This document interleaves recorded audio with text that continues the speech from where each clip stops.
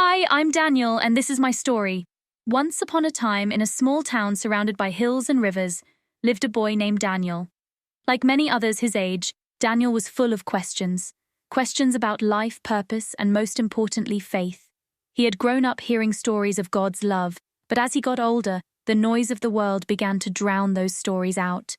Everywhere Daniel looked, he saw distractions. His friends were too busy chasing success, their faces constantly glued to screens, searching for happiness in fleeting moments of entertainment. His social media was filled with debates and arguments, leaving him confused about what was true. And the disappointments in his life, people who let him down, broken promises, made him question if faith was even worth it. One day, overwhelmed and feeling lost, Daniel decided to take a walk in the woods near his home. As he walked deeper into the forest, far away from the noise, he stumbled upon an old chapel nestled between the trees. Its doors were cracked open, inviting him inside. Curious, Daniel entered and sat quietly in the chapel's silence. For the first time in a long while, there was no noise, no notifications, no voices, no distractions, just stillness. It was there, in the quiet of that chapel, that Daniel prayed for the first time in months.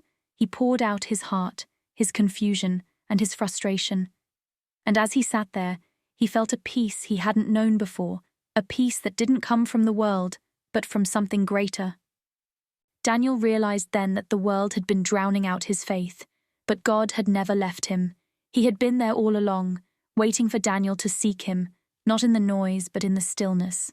From that day on, Daniel made a choice. He would live his life not by the standards of the world, but by the peace he found in faith. He turned away from the distractions, focused on what truly mattered, and grew closer to God.